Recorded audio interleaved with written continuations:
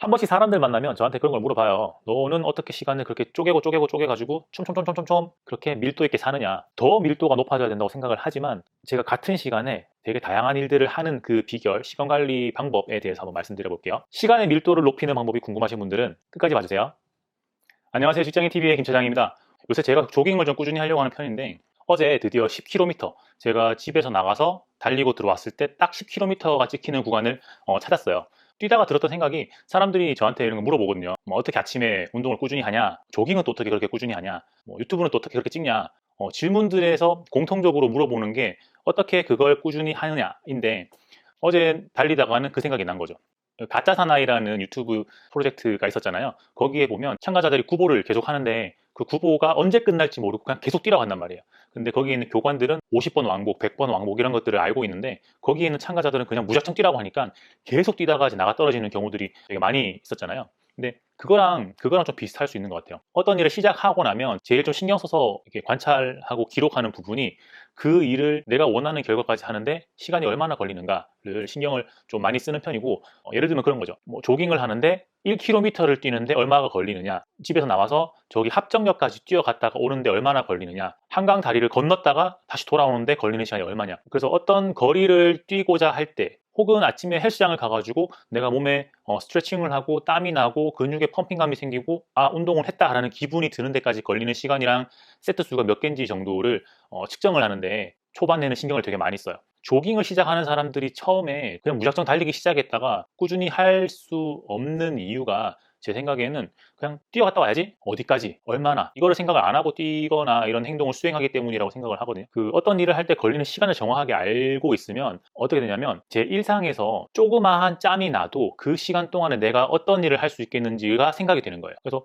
저는 재택근무를 하는 시간에, 만약에 점심시간에 배는 별로 안 고픈데 점심시간이 됐어. 그러면 뭐 30분 정도 남았다. 그러면 30분 정도 되는 시간 동안 집에서 바로 튀어나가서 어디까지 찍고 올 수 있겠다라는 생각을 할 수 있거든요. 그러면 그 30분 동안 멍 때리는 게 아니라 바로 신발을 갈아 신고 튀어나가는 거죠. 그리고 그렇게 뛰어갔다 온 다음에 진짜 땀만 씻어내면 뭐 5분, 제대로 씻으면 10분, 이런 시간을 알고 있으니까 30분의 시간이 빈다고 하면 20분 동안은 어디를 뛰어갔다 오고 10분 동안은 빠르게 씻고 리프레시를 한다. 이런 게 가능한 거예요. 근데 내가 30분이라는 시간 동안 어디까지 뛰어갔다 올 수 있고 얼마의 운동을 해낼 수 있는지를 모르고 있으면 나갈 엄두가 안 나는 거예요. 시작할 엄두가 안 나는 거죠.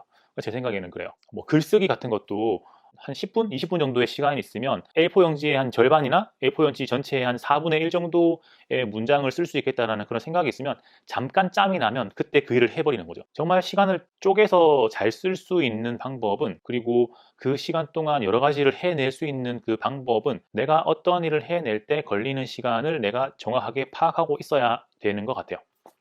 또 다른 예를 하나 생각을 해보면, 제가 이렇게 유튜브를 찍는 것도 지금 영상이 200개 넘게 올라가 있는데, 처음에는 이게 시간이 가늠이 안 됐어요. 시간이 가늠이 안 돼가지고 내가 이걸 영상을 하나 만들고 싶을 때 얼마의 시간 동안 얼마나 이야기를 하고 얼마나 편집에 시간을 들여야 영상이 하나가 나오는지를 제가 감을 못 잡고 있다가, 이것도 여러 번 반복을 하면서 그 시간 측정에 좀 집중을 하다 보니까 나중에는 영상의 주제 같은 것들은 이렇게 노트에 계속 메모를 해 놓고 있고, 그 중에 뭐 달리기를 한다거나 어떤 이벤트에서 갑자기 영감이 떠오를 때가 있거든요. 어떤 이야기를 해야겠다. 그러면 그 이야기를 머릿속에서 구상하는데 이제 시간이 걸릴 거고, 그리고 이렇게 카메라를 켜고 영상을 찍잖아요. 근데 제가 영상을 찍는 게 보통 한 10분에서 15분 정도의 영상을 찍어요. 왜냐하면 제 경우에는 그렇게 막 이야기를 한 다음에 편집을 그렇게 하는데, 그 10분에서 15분 동안 하고 중간에 소리가 없는 부분만 덜어내는 식으로 편집을 하니까, 편집 시간이 처음에는 10분짜리 영상을 편집하기 위해서는 거의 1시간에서 2시간 정도의 시간이 걸렸단 말이에요. 근데 이게 시간이 점점 줄어드니까, 뭐 편집할 때는 뭐 배속을 올린다거나 아니면 그 음파의 그래프를 보고 소리가 없는 부분을 바로바로 덜어낸다거나 하는 식으로 제 나름의 노하우가 생기고, 그 기간 동안에 걸리는 시간을 제가 정확하게 아니까 영상을 하나 만드는데 저 같은 경우에는 1시간보다 적은 시간이 걸린다는 걸 알게 된 거죠. 그래서 영상을 주제를 생각해 놓은 다음에 갑자기 카메라를 켜고 막 이야기를 하고 바로 컴퓨터를 켜서 이렇게 잘라내서 그냥 올려버리는 거죠. 그렇게 하면 영상을 해야 되는데 벼르다가 하는 게 아니라 그냥 생각날 때 1시간의 시간이 딱 빌 때, 그때는 바바박 해버릴 수 있는 거예요. 걸리는 시간을 정확하게 알고 그 시간만큼의 여분의 시간이 내 일상에서 생기면 그 시간의 슬롯에다가 그 시간만큼 동안 할 수 있는 일을 끼워 넣는 거예요. 이런 방식은 여기저기에 다 쓸 수 있다고 생각을 해요. 예를 들면 독서하기. 독서를 많이 하는 사람들한테 물어보면 그냥 항상 책을 읽는다 그래요. 근데 우리는 항상 책을 읽을 수는 없기 때문에 내가 책을 한 장을 읽는데 걸리는 시간을 알고 있으면 어려운 책이랑 뭐 쉬운 책이랑 물론 다르지만 어쨌든 눈이 이렇게 움직이면서 책을 읽어낼 수 있는 그 속도를 정확하게 알고 있으면 만약에 5분의 시간이 남았어. 5분의 시간이 남았는데 5분이면 내가 책을 2장을 읽어낼 수 있어.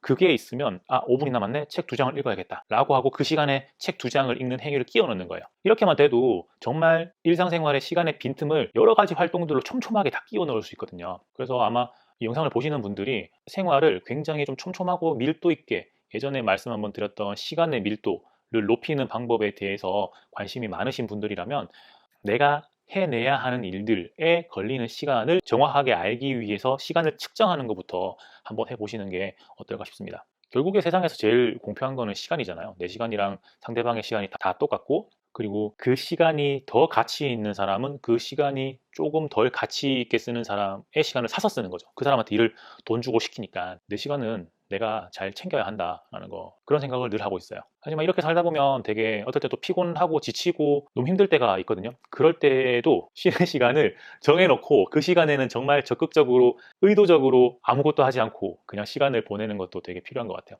지금 저는 집에 아이들이 다 놀이터를 가서 집에 혼자 있는 시간이고, 혼자 있는 중에 한 30분 정도 있으면 올 것 같은데 그 30분 되는 시간 동안 이 영상을 찍고 다른 영상을 찍고 다른 영상을 찍고, 그래서 10분짜리를 3개를 찍어 놓고 조금 더 쉴 생각입니다. 그래서 저는 항상 이렇게 시간을 좀 쪼개서 생각을 하는 편이고, 그래서 아마 제한된 시간에 이것저것 많은 일들을 끼워 놓고 운동도 하고 책도 읽고 글도 쓰고 영상도 하고 뭐 이렇게 많은 일들을 할 수 있는 것 같아요. 동시에 많은 일들을 막 해버리면 일들이 제대로 완성되지 않고 깊이가 많이 떨어질 수 있는데, 그렇기 때문에 시간을 측정할 때도 내가 이 일을 제대로 해내는 데 걸리는 시간을 정확하게 아는 게 중요할 것 같아요.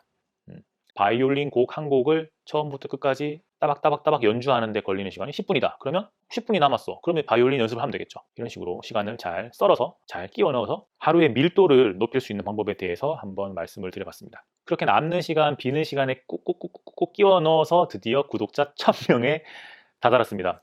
이 영상이 도움이 되시는 분들이 있으실 거예요. 대부분은 학교 영상 보고 들어오시지만 일상생활에서 제가 말씀드리는 것들이 도움이 되거나 거기에서 영감을 받는 분들이 분명히 계실 거기 때문에 쉬엄쉬엄 꾸준히 그냥 영상 이렇게 만들어서 올리는 거를 계속 해보려고 해요. 그래서 많은 관심 가져주시고, 구독, 좋아요 안 하고 보시는 분들은 구독, 좋아요 좀 눌러주시기 바랍니다. 그럼 오늘은 토요일인데 편안한 주말 보내시고 건강 조심하시기 바랍니다. 직장인TV의 김 차장이었습니다. 감사합니다.